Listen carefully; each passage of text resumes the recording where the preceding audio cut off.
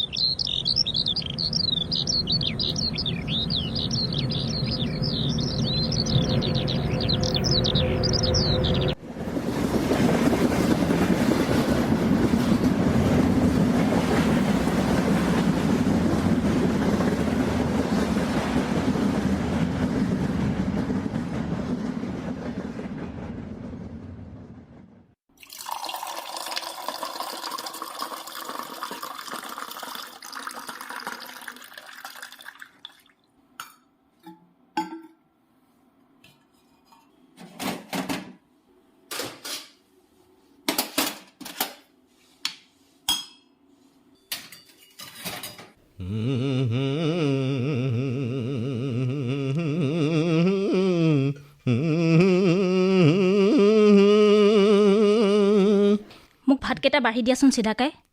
হেৰৌ, তোৰ যিখনহে দৌৰা দৌৰি দেখিছোঁ, মই আগতীয়াকৈ আহি কামত লাগিয়ে আছোঁ। ধেৎ তেৰি। কোনোবা আহিছে, তুমি যোৱাচোন। দেখিছ, মানুহৰ ধৈৰ্য বোলা বস্তুটো একেবাৰে নোহোৱা হ'ল। সেইবাবে মই তোমাক গেটৰ তলাটো লগাই থ'বলৈ কওঁ। হ'ব দে, আজিকালিনো কোন কাৰ ঘৰলৈ যায়। দেখিছনে বাৰু? তুমিনো ওলাই নোযোৱা কিয়? আজিকালি মানুহৰ একো বিশ্বাস নাই।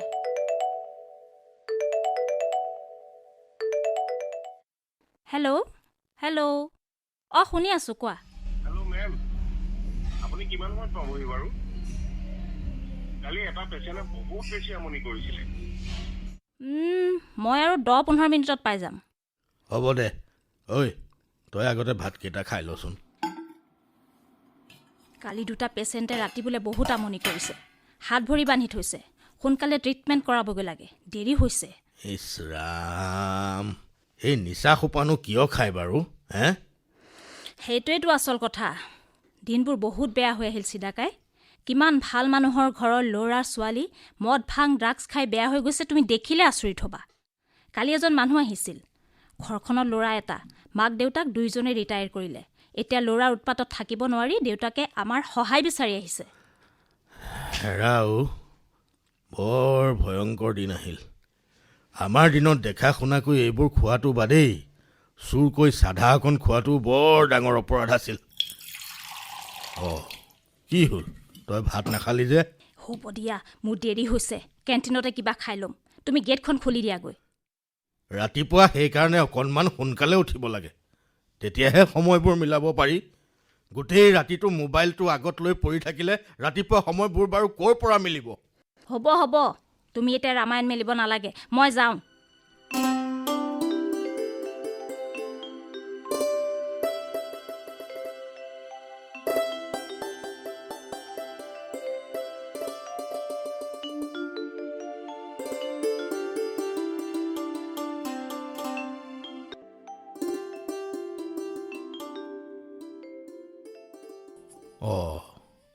বেল বজোৱা মানুহটো ক'লৈ গ'ল?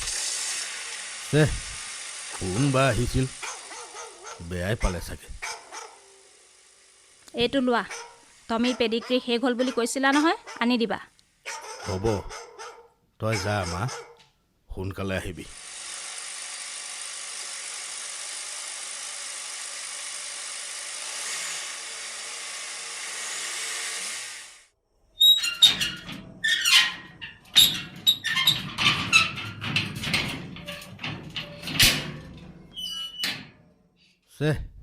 কোন বা আহিছিল?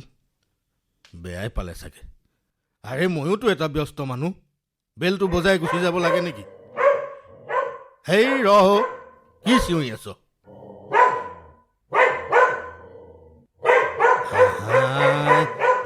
কি কেলে চিঞৰি আছ? কোন খাইটো? ঐ ৰ বুলি কৈছো নহয়, তহঁতৰ পৰা আৰু উপায় নোহোৱা হৈছে। ঐ ক'ত বটল বিচাৰি ফুৰিছ? এইফালে এইফালে। হা হ'ব, তই এতিয়া মনে মনে থাক। ঐ কি নাম তোৰ? ৰতন। ঘৰত আৰু কোন কোন আছে? কোনো নাই। ঘৰ ক'ত? কানৈ বস্তিত আছিল। আছিল মানে এতিয়া নাই নেকি?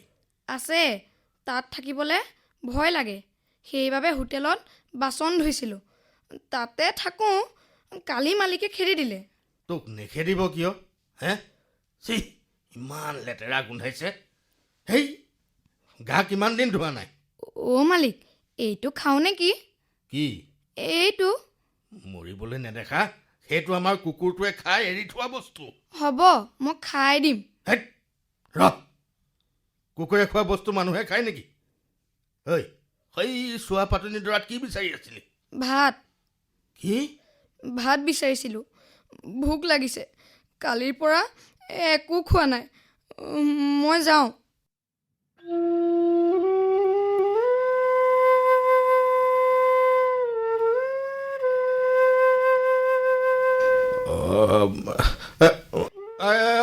ৰচোন ৰ কলৈ যা? এইফালে আহ, ভাত খাবি? খাম। এইফালে ইয়াতে হাতটো ধু। C C C C C, এই হেঙুন সোপা উজাই আছ যে, থোপাটো পেলাই নিদিয় কিয়? যা ইয়াতে বহিবি, মই ভাত আনোগৈ।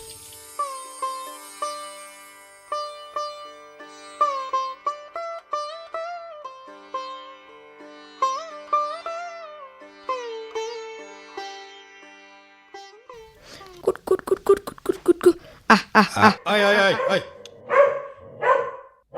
এইটোক জোকাই নলবি দেই, ধৰিবলৈ পালে তোক ফালি চিৰি পেলাব। কুট কুট কুট কুট কুট কুট কুট কুট।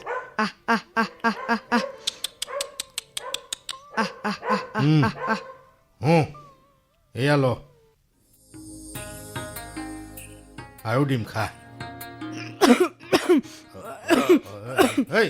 লাহে লাহে খা, লাহে লাহে খা। খা। অথনি বেলটো তাৰ মানে তই বজাইছিলি? ক'ব? সেই বাহিৰত থকা কলিং বেলটো। কিয় বজাইছিলি? এনে মাৰে পোৱা হ'লে আজি বান্ধি থলেহেঁতেন। কৰ মা? সেই বুৰ্বক কৰোবাৰ, আজিৰ পৰা এনেকুৱা কাম বেলেগত নকৰিবি, চোৰ বুলি বান্ধি থব তোক। হ'ব। আৰু ভাত লাগিব নেকি? নালাগে। এতিয়া কলৈ যাবি? নাজানো। হেৰি কৰিবি, কাইলৈ এনেকুৱা সময়তে আকৌ আহিবি বুজিছ, ভাত খাই যাবি। আহিম, এতিয়া যাওঁ দেই।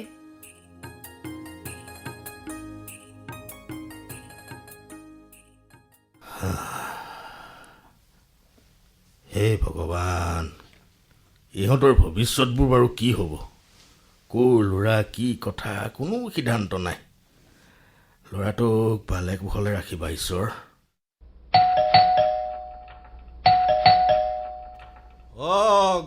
গৈছো। দেৱ দামোদৰ।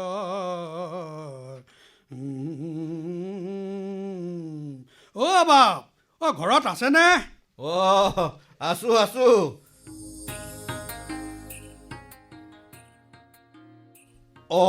কৃষ্ণ বাপ, ক'ৰ পৰা ওলালে? আহক সোমাই আহক। কৃষ্ণ, বোলো বাপৰ খবৰ এটাকে কৰি আহোঁ। গাঁৱৰ ফালে আজিকালি নোযোৱাই হ'ল। সময় আজৰি বুলিবলৈ একেবাৰে নোহোৱা হ'ল নহয়। মাহেকীয়া ঘৰ ভাড়া তোলা, বজাৰ কৰা, ইফালে যোৱা সিফালে যোৱা, মুঠতে আজৰিয়ে নাই বুজিছে। ইটো সিটো কৰি দিব পৰা মানুহ এটা ৰাখিব লাগে। হেৰি বাপ, এটা কি, এতিয়ালৈকে কিমান আহিল কিমান গ'ল তাৰ কোনো হিচাপ নাই। চব সুবিধাবাদী বুজিছে। এবছৰমান সেই মহিকান্তৰ ছোৱালীজনী আনি ৰাখিছিলোঁ নহয়, বোলো ইয়াতে থাকি পঢ়া শুনাও কৰ আৰু দুই এখন কাম বনো কৰ। পিছে বান্দৰে কি বুজিব নাৰিকলৰ মূল। ল'ৰা এটাৰ লগত প্ৰীতি কৰি তাইও পলাই গুচি গ'ল। সেই তেতিয়াৰ পৰা নিজৰ বুলি কাৰোবাক ৰাখিবলৈ ভয়ে লগা হ'লহে বাপ। এৰাহে এই বিশ্বাস বোলা বস্তুটোৱে ক্ৰমে মানুহৰ মাজত নাইকিয়া হৈ আহিছে।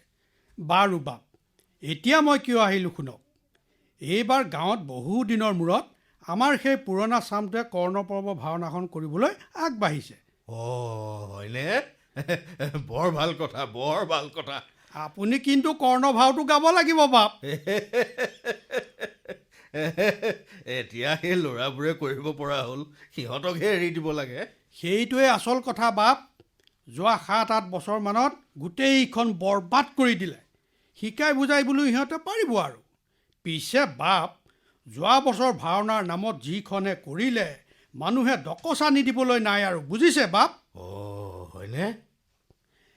এতিয়া তীৰ বিৰাই থকা ৰঙা নীলা লাইট লাগিব। 7 সাগৰ 13 নদী পাৰ হৈ যোৱা বৃহৎ বৃহৎ শব্দ। তোমাৰ অসুৰ ওলালেও বাঁহী, দেৱতা ওলালেও বাঁহী। মুঠতে বাঁহীটো এবাৰ যি বাজিল, সি একেবাৰে কল্যাণ খৰমানতে শেষ হ'বগৈ বাপ। বৰ অশান্তি লগা হৈছে বাপ, বৰ অশান্তি লগা হৈছে। আমাৰ দিনত গুৰুজনাৰ বাদ্যকীৰ্তনৰ বাহিৰে দেখোন অন্য একো নাছিলেই। নিয়ম নীতিৰে দিনটো উপবাসে থাকি ৰাতিলৈ ভাও গাব লাগে। গেছ লাইটৰ পোহৰত ভাওনা চাই চাই মানুহে ৰাতিপুৱালৈকে দেখোন নামঘৰ ভৰিয়েই থাকে। তাকেইতো, এইবোৰ কথা ক'লেই এতিয়া লেঠা লাগে। শুনিছে বাপ, আজিকালি সি 2-এজনে পানীৰ টোপা ধৰিহে বোলে ভাও দিব পাৰে। তাতে অসুৰৰ ভাও হ'লেতো কথাই নাই। কৃষ্ণ, হয়নে? বুজিছে বাপ, গাঁওখনৰ সেই 7ম পুৰুষীয়া ভকতিত সিহঁতে চেঁচা পানী ঢালি উটুৱাই দিলে। তাকেইতো, পৰিৱৰ্তনটো হ'বই, কিন্তু সেইবুলি যাৰ যি মন যায় তাকে কৰিব নোৱাৰিব নহয়। সেইবাবে বাপ, আমি পুৰণা চামটোৱে এবাৰ সিহঁতক ভাওনা এখন কৰি দেখুৱাব লাগিব। যে চা, ভাওনা আচলতে এনেকুৱাহে আছিল। হাই হাই, হেৰি বাপ, মই ইয়াৰ পৰা গৈ এই বয়সত গাঁৱত আখৰা কৰিম কেনেকৈ? আগতে কিমানবাৰ কৰ্ণৰ ভাও দিলে তাৰ হিচাপ জানো আছে বাপ? আকৌ এবাৰ ৰাইজ চলাইছে যেতিয়া। কোনোবা আহিছে বাপ? এৰা ৰ'ব। তই আকৌ আহিলি যে? মালিক, পাছফালে মোৰ বেগ এটা থাকি গ'ল। যা লৈ যাগৈ যা। হেৰি, গেটখন মাৰি থৈ যাবি দেই। হ'ব মালিক।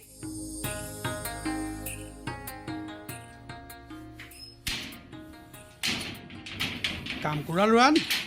নহয় হে, মাক বাপেক কেও কিছু নোহোৱা মাউৰা ল'ৰা।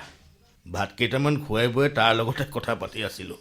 হেৰা চিদা, চাবা দেই, আজিকালি দিনকাল কিন্তু ভাল নহয়। এইবোৰ ল'ৰাক কোনোবাই তোমাৰ ঘৰৰ আদি অন্ত বুজিবলৈও পঠিয়াব পাৰে।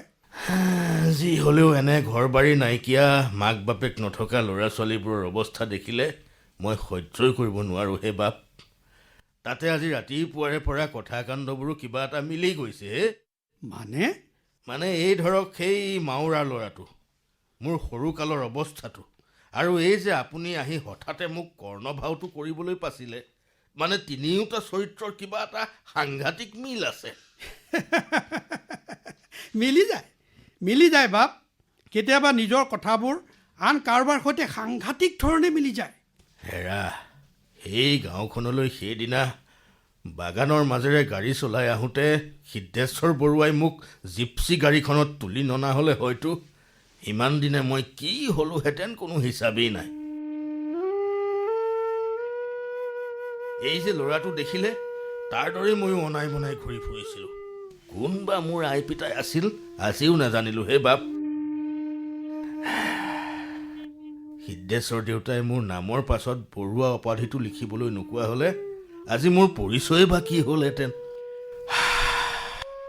বাপ, সেইবোৰ পুৰণি কথা উলিয়াইনো এতিয়া কি লাভ হ'ব? বহু দিনৰ মূৰত কাৰোবাৰ সৈতে কথা পাতিবলৈ পাই মনটো আজি কিবা পাতল পাতল লাগিছে বাপ। হেৰি, ইয়াত কোনো কাৰোৰে ঘৰলৈ নাযায়। মানুহবোৰ একোটা মেচিনৰ নিচিনা।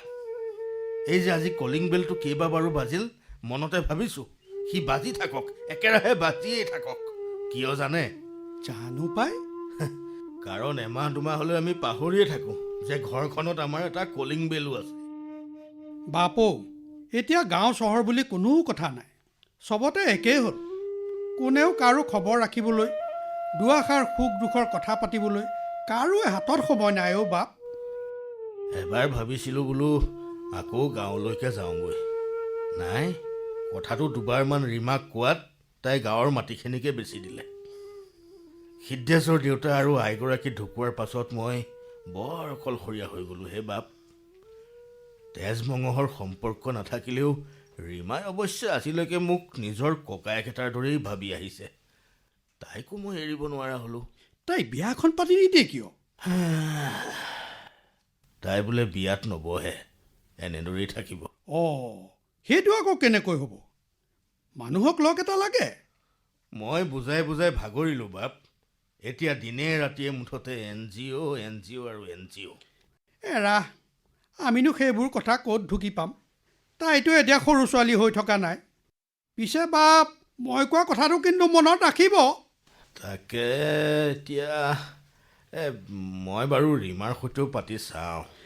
ৰাজমখাই আপোনাৰ সেই দুৰ্দান্ত ভাওটো চাবলৈ বৰ আশা কৰিছে। সেই যে এবাৰ মই কুন্তি আছিলোঁ, আপুনি আছিল কৰ্ণ, আমাৰ সেই দৃশ্যটোৰ কথা এতিয়াও ৰাইজে কৈ থাকে বাপ। হয়নে? আৰে নহয় কি, আমাৰ হেৰিয়াৰ মাক মানে এই বাবুলৰ মাকে আপোনাৰ ভাৱৰ কথা কৈ কৈয়ে মৰিল বাপ। এয়া তেৰাৰে কৃপা আছিল বাপ। শেষবাৰ আপুনি ঘৰৰ ঠেলাখনত বনোৱা ৰথখন, অৰ্জুন আৰু মোৰ সৈতে কৰা সেই দৃশ্য দুটা, তাৰ সোৱাদেই বেলেগ আছিল বাপ। মনত পেলাওকচোন। হাতত পূজাৰ পাত্ৰ লৈ কৰ্ণ মানে আপোনাৰ প্ৰৱেশ, পাছে পাছে সংকোচ বিষাদ মনেৰে আহি উপস্থিত হ'লহি কুন্তি মানে মই। তাৰ পাছত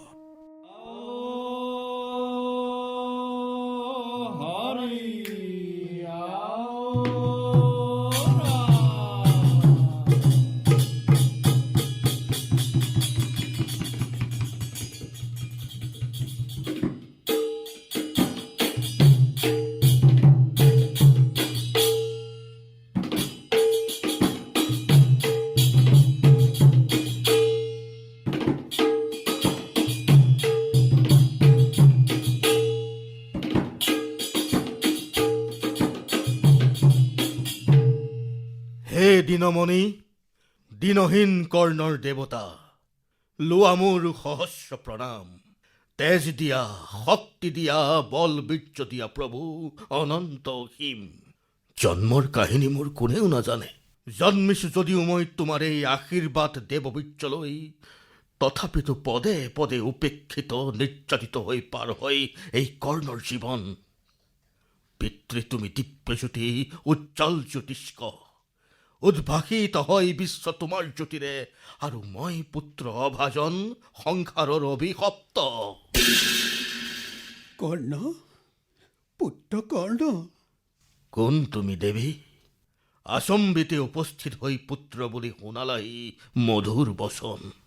যিয়েই নোহোৱা তুমি, জানিবৰ নাই প্ৰয়োজন। পিতৃপূজা শেষ হ'ল মোৰ। থিয় দিছাহি যেতিয়া সন্মুখত মোৰ, বাকী থকা ফুলৰ অঞ্জলি তোমাৰ চৰণত দিলো উপহাৰ। মাতৃৰূপে কৰিবা গ্ৰহণ। লোৱা পুত্ৰ, হিয়া ভৰা আশীৰ্বাদ মোৰ, কুন্তিময় পাণ্ডৱ জননী। পাণ্ডৱ জননী? তুমি পুত্ৰ জ্যেষ্ঠ পাণ্ডৱৰ, তেজদীপ্ত সূৰ্যৰ নন্দন। কুন্তিময় সঁচাকৈয়ে জননী তোমাৰ। অভাগিনী মাতৃয়ে তোমাক বিচাৰিছে ল'ব আজি বুকুত সাৱটি। মাতৃ তুমি পঞ্চ পাণ্ডৱৰ, সেই নিমিত্তেই জগতৰ পাইছা বন্দনা। কিয় দেৱী উপজাচি আহি ভাগ্যহীন নিঃকিন কৰ্ণক যাচি দিছা মাতৃত্ব তোমাৰ? মইতো বিচৰা নাই সেই অধিকাৰ, তেনে আশা দিয়া নাই হৃদয়ত স্থান। যোৱা দেৱী, লৈ মোৰ ভক্তি অঞ্জলি, মাতৃ হৈ পঞ্চ পাণ্ডৱৰ, গৌৰৱিনী হৈ থাকা দূৰতে উজলি। সুতপুত্ৰ মই ৰাধাৰ তনয়, নাচাপিবা মোৰ কাষ কৰিছো মিনতি। অভিমান এৰি দিয়া পুত্ৰ, যিমানেই সৰু বুলি ভাবি আছা নিজকে মনত, নোহোৱা সিমান সৰু। দাতা কৰ্ণ তুমি ভুৱন বিখ্যাত, হিমাদ্ৰীৰ দৰে উচ্চ শিৰ তোমাৰ, জ্যেষ্ঠ তুমি শ্ৰেষ্ঠ পাণ্ডৱৰ। সেই কথা জগতে নাজানে, নিবিচাৰো আজিও জনাব। সুত পুত্ৰ মই অধীৰত ৰাধাৰ তনয়, মোৰ উপযুক্ত পৰিচয় লাভ কৰি মোক কুমাৰী কালত লুকুৱাই কলংকৰ বোজা মাতৃ হৈ জনম দাইনী অতি নিকৰুণভাৱে বিসৰ্জিলা নদীৰ গৰ্ভত। নেভাবিলা সেইদিনা অলপো মনত মাতৃ হৈ নিজ হাতে ৰাক্ষসী বেশেৰে কি শাস্তি বিহিলাই পুত্ৰক তোমাৰ। জগতত তোমাৰ দৰে আছে কোন মাতৃ ইমান নিষ্ঠুৰ। বাৰু যোৱা কথা হৈ গ'ল, সেইবোৰ পাহৰা কাহিনী। কিন্তু আজি কিয় আহিছা জননী? বোৱাব খুজিছা কিয় কৰ্ণৰ আগত চেনেহৰ মন্দাকিনী ধাৰ? মেলি দিছা কিয় মমতাৰ ৰুদ্ধ দ্বাৰ? ভুল মোৰ, দুখ মোৰ কৰিছোঁ স্বীকাৰ। লুকুৱা কলংক মোৰ উচ্চ কণ্ঠে জগতত কৰিম প্ৰচাৰ।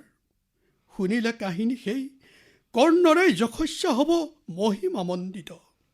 অভিমানী পুত্ৰ মোৰ, সেইবাবে দিয়া মোক নিজ হাতে শত দণ্ড। তাৰ বাবে মাতৃ হ'ল আজি বহুত পলম। তথাপিতো দুখ মই নিদিওঁ তোমাক, দুখ মোৰ নিজ অদৃষ্টৰ। মই যে পুত্ৰ চিৰ অভাগ্যহীনা।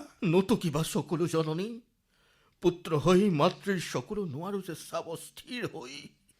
এতিয়াও কোৱা যদি দিবলৈ সত্য পৰিচয়, পঞ্চভাতা আহিব লৰি। যুধিষ্ঠিৰে আঁঠ ল'ব তোমাৰ আগত। জ্যেষ্ঠ তুমি পঞ্চ পাণ্ডৱৰ, হস্তিনাৰ ৰাজ সিংহাসনৰ সহজতে হ'বা অধিকাৰী। নেলাগে মাতৃ সিমান সৌভাগ্য। মৰ্ত্যৰ মানৱ মই নহওঁ দেৱতা। না কিবা মোৰ আগত সৰগ নন্দনৰ ছবি কৰা নাই হাবিয়াস পাণ্ডৱৰ জ্যেষ্ঠ হ'বলৈ। দুৰ্যোধন মহামিত্ৰ হিতাকাংক্ষী মোৰ, যাৰ কৰোণা বলত লাভ কৰি ৰাজপদ অতুল সম্পদ সমাজত লভিছো স্বীকৃতি। সেইবাবে কৌৰৱৰ হিতাকাংক্ষী হৈ ভাৰত যুদ্ধত মই অস্ত্ৰ তুলিম। নেলাগে দৈৱ বল, নিবিচাৰো ভাগ্যৰ সহায়।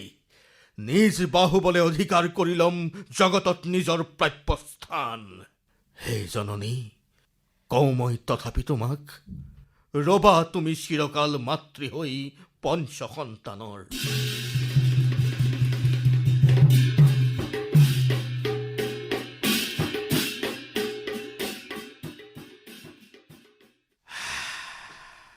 বাপ, দিনবোৰ কেনি পাৰ হৈ গ'ল গমেই নাপালোঁ।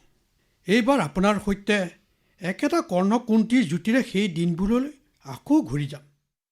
হেৰা বাপ, আৰু যে আমি ভাওনাত ভাও দিবলৈ পাম তাৰ কোনো আশা নাই অ' বাপ।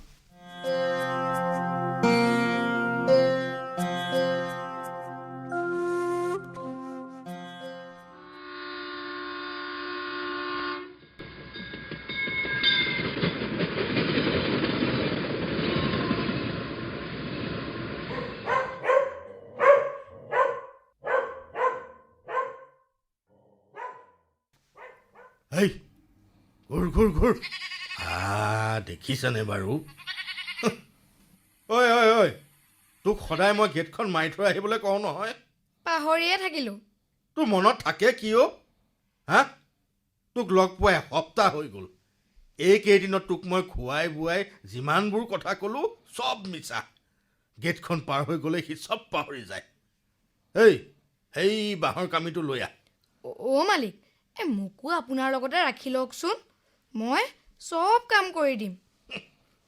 এবাৰ সাপে খুটিলে পাছত কি চুলৈও ভয়। মোৰ ওপৰতো মালিক আছে নহয়। আপোনাৰ ওপৰতো মালিক আছে? মানে ডাঙৰ মালিক? অলপ চাফ চিকুণ হৈ থাকিবি, মই কথা পাতি আছোঁ।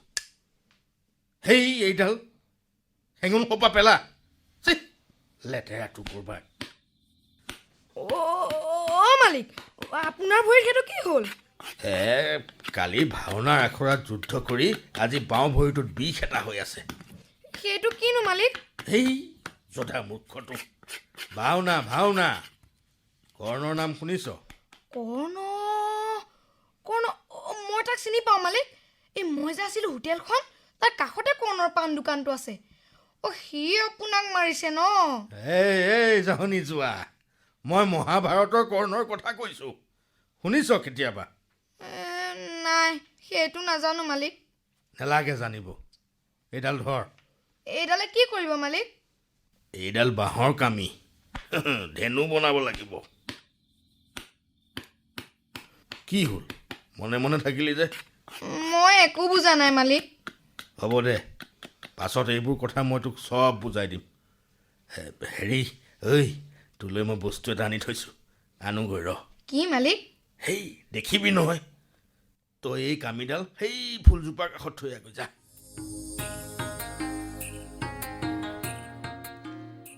শ্ৰোতাসকলে ইমান পৰে বিহপুৰীয়াৰ ৰুদ্ৰাক্ষ নাট্যগোষ্ঠীয়ে পৰিৱেশন কৰা নাট মাউৰা এন আইডেণ্টিটি অৱ লাইফৰ প্ৰথম খণ্ডটি শুনিলে।